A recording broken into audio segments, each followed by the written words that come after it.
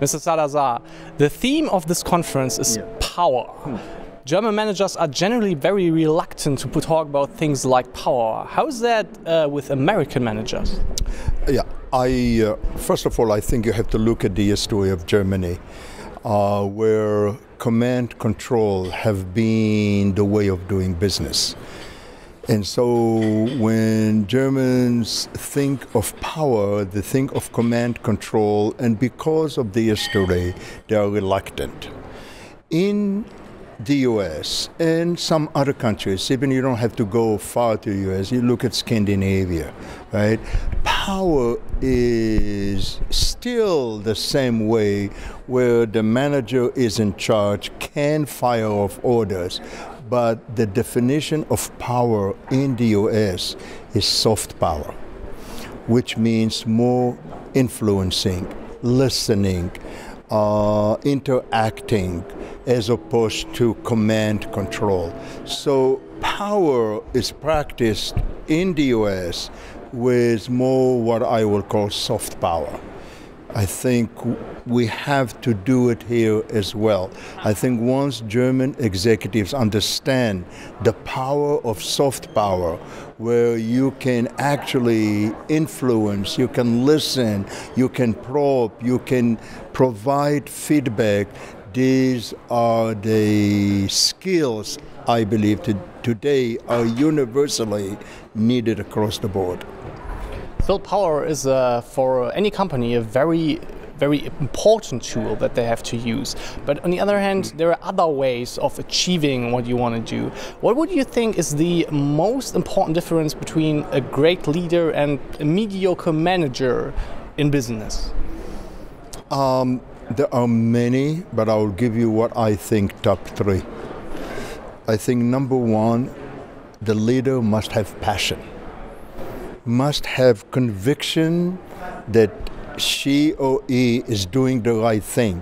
And the conviction, the passion, is to make the organization better, to make the life of the employees better, to make the customers happier. So the passion is not for oneself. The passion is to make the world better, to make the organization better, to make the employees being excited about wanting to come and wanting to work there. So that's, to me, is number one. I think if the leader has no passion, people cannot be inspired, because passion inspires.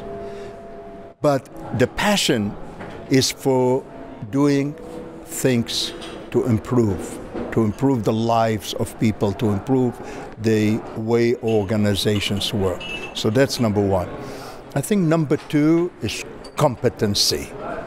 The leader has to be competent in knowing what the strategy is, knowing what the plan is, knowing how to execute, and knowing how to implement it, not just by her or himself, but with the team around him or her. So competency is the ability to execute, the ability to implement with others. That is, to me, will be number two. The number three, I really think it's what I call caring, compassion. That if the leader doesn't care about people, then people will not follow.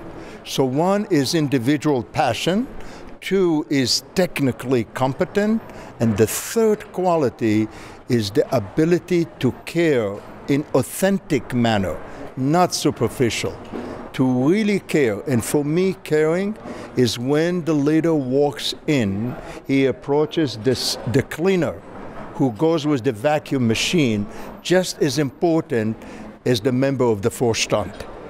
That is, to me, the third and critical, because if you don't care, why should people follow you?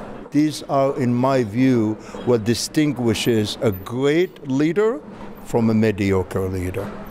A lot of businesses have the tendency that their corporate culture is more evolving on themselves rather than being shaped by a leader. How can the head of a business actually influence the way the corporate culture is being developed directly? That is a great and most complex question. because culture is not overnight. It takes, in my view, at least 5 years to change a culture. But it has to be driven from top down. Culture is not bottom up. It has to really start with the leader and the team, with a set of beliefs, with a set of values and expected behaviors. But those values are not written on a wall. They are practiced. They are measured. People are evaluated against them. It takes a while. There is no way. I wish there was a button you can push and you can change culture. So culture is a long term. It takes a while.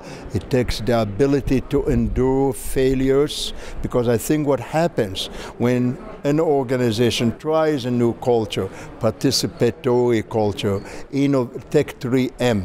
3M, every employee can take 10% of his time and go to the laboratory and experiment. The manager doesn't ask what you did. It took a while to convince people that it really is the culture of 3M.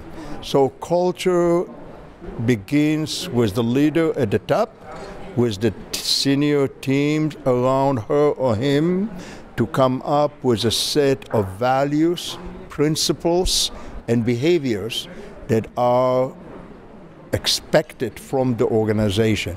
And if there is a manager or an executive who is not practicing it, should be coached, should be mentored, should be given feedback. But if the person is not changing, to change a culture, you have to get rid of that person. You know, we have a way we are quick to hire and slow to fire. I have a different philosophy. I say be slow to hire, because you want to hire people who believe in that culture. But after a while, if the person is not showing the behavior of the culture, it is a poison in the well. This is why cultures don't work out the way they do. So culture is a long term. It starts from the top, cascading all the way down, communication, rewarding the behavior, penalizing those who are not driving those behavior, make the culture of an organization. Your keynote was extremely well received by the audience. There was a lot of applause from the HR professionals in the audience. Would you think HR personnel in general needs a little bit more inspiration? I think the HR job in today's environment, in my view, is the most difficult and challenging job. You know, in America they say we are caught between the rock and the hard place, because so many groups and people want so much from the HR that it is really complex. And if you look, HR managers actually become quickly tired than any other manager. So I really think we do need to inspire them. We do need to support them, because they do a very hard work that most people don't have the courage to do. So yes, inspiration is very important for these people. You've spent the whole day at the conference, probably talked to a lot of the HR personnel around here. What is your impression of the atmosphere around here, and what are people thinking about? I think people love to come together. I think for future conferences like this, the interaction, the sharing of information should be more focused on. So people can share what challenges, people can help each other. I like to look at a conference like this as a shared learning experience, because some of these people are doing great work, but they don't have the opportunity of sharing it with others. So I think people enjoy being with each other. If there is one way to make it better, is more interaction, more sharing, more discussion. That's why it took 5 minutes and I asked them to look back and to think of a lesson that they have learned. So I think more shared experience will make this kind of gathering more productive and more meaningful. Professor Saada Saar, thank you for your time. Thank you. Have a great day. Thank you very much. Thank you very much. Thank you. Thank you.